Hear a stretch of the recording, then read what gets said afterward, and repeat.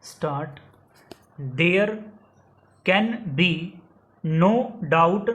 that the offence punishable under Section 409 Indian Penal Code is also the offence which is defined in Section 5 within bracket 1 within bracket C of the Prevention of Corruption Act (STO). Both offences make criminal misappropriation by public servants punishable, and when a public servant can be tried upon a charge under Section 409 Indian Penal Code, he can also be tried under the Prevention of Corruption Act for having committed the offence defined in Section 6 within bracket 1 within bracket C STO. This seems to have always been taken for granted, and in State versus Gurcharan Singh AIR 1952 Punj 89, which was heard by my brother Falsa Ji and myself, it was argued that Section 409 Indian Penal Code and Section 5 within bracket 1 within bracket C of the Prevention of Corruption Act could not coexist. So, our decision was that as long as Section 5 of the Prevention of Corruption Act remained in force, the provision of Section 409 Indian Penal Code, so far as it concerns offences by public servants, stood pro tanto repealed by Section 5 of the Act STO. After this decision, the Prevention of Corruption Act was amended and subsection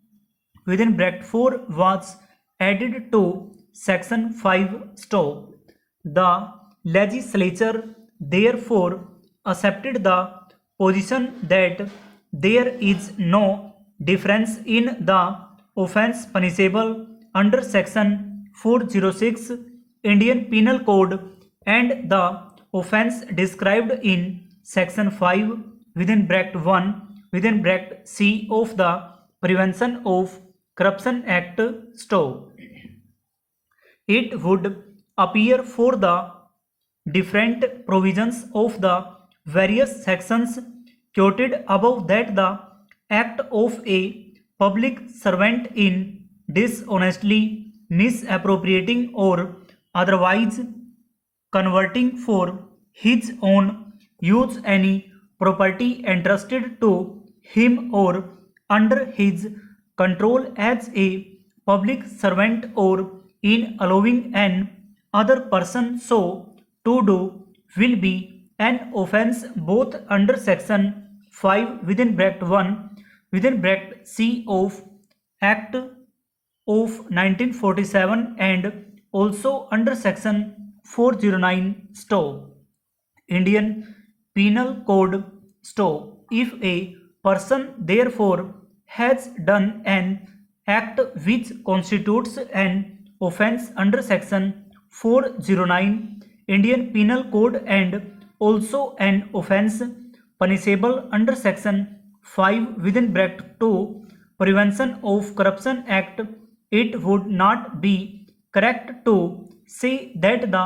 offence under Section 409 is punishable under Section 5 within bracket 2 or vice versa STO.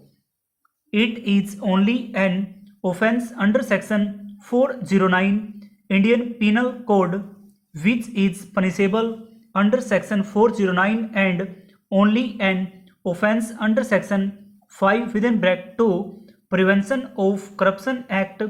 which is punishable under Section 5 within bracket 2 of that Act STO. It would thus appear that an act is an offence only with reference to the particular section of a penal statute STO, but divorced from it no